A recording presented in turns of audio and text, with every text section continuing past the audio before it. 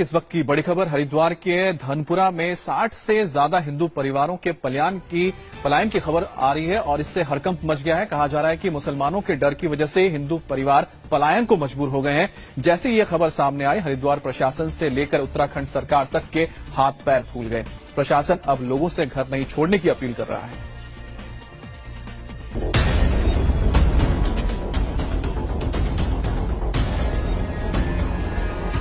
क्या हरिद्वार का धनपुरा गांव कैराना पार्ट 2 बन रहा है?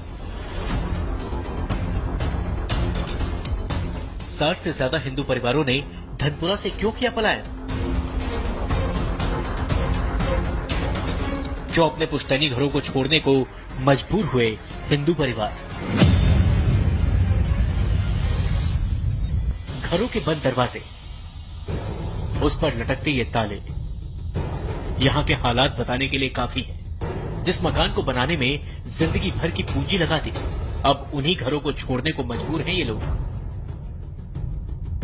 हरिद्वार के धनपुरा गांव में ज्यादातर मकान की एक ही दास्तां है। कहने को घर है, लेकिन यहाँ कोई रहना नहीं चाहता।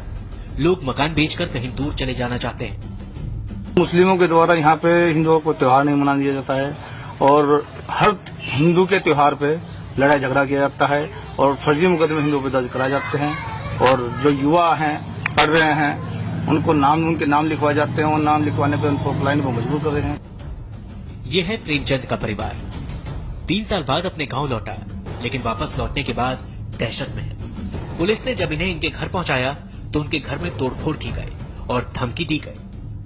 हमारा परिवार 3 सालों से यहाँ से प्लान कर रखा था। जो प्रशासन ने अब हमें ये घर दिलवाया, ये उनकी देन है। हमने ये मातृभूमि होने के बाद भी, लेकिन ये बिल्कुल पाकिस्तान है।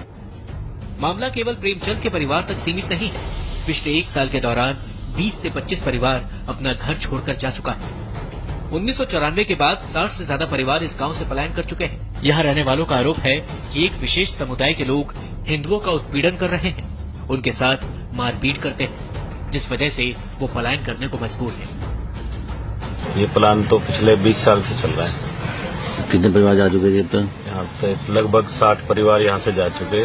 दूसरा अदर समुदाय है, उनका जो है चाल चलन ऐसा है कि उनको ना लड़कियां सेफ है, ना बच्चे सेफ हैं।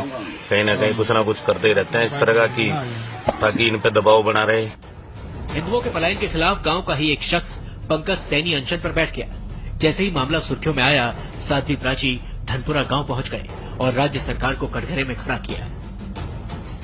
देवभूमि जैसी जगह पर, जो शांत प्रिय प्रदेश है, वहाँ पर भी हिंदुओं को पलायन करने के लिए मजबूर होना पड़ रहा है। सीएम साहब को जल्दी से जल्दी जो लोग पलायन कर चुके, उन पर गंभीरता से निर्णय लेकर के उन्हें इस गांव में बसाया जाए।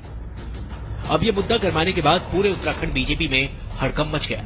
बीजेपी के महामंत्री नरेश बंसल और सांसद रमेश पोखरियाल पहुंचे और धरने पर बैठे पंकज सैनी 14 को जूस पिलाकर अनशन खत्म करवाया।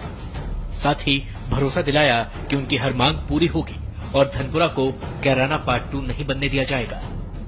गांव से जितने हिंदू पलायन हुए हैं, सरकार उनकी घर वापसी कराए और जितने हिंदू यहाँ बच रहे हैं, सरकार उसकी सुरक्षा का इंतजाम करे और जितने हिंदुओं के खिलाफ यहाँ फर्जी मुकदमे लिखे हुए हैं, सरकार उनकी सीबीआई जांच करे। 50-60 परिवार पलायन कर गए और ये कोई कम बड़ी बात नहीं है कि ये कैराना बनने नहीं देंगे हम।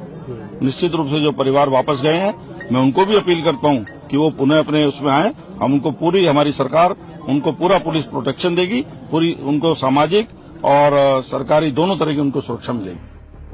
हिंदू समाज पलायन के लिए एक खास वर्ग को जिम्मेदार बता रहा है, लेकिन गांव के मुस्लिम समुदाय इस आरोप को गलत बता रहे हैं। उन्होंने कहा कि सरकार आरोपों की जांच करा ले। ये सब झूठी, बिल्कुल भी भारत सरकार से जांच करा लें और उत्तराखंड सरकार से जांच करा लें, उसमें क्या बात है? उसमें एक भी हिंदू अगर कोई यहाँ से मुसलमान के भय से गया हो, मैं सारी चल अचल संपत्ति सारी सरकार को दान दे दूंगा।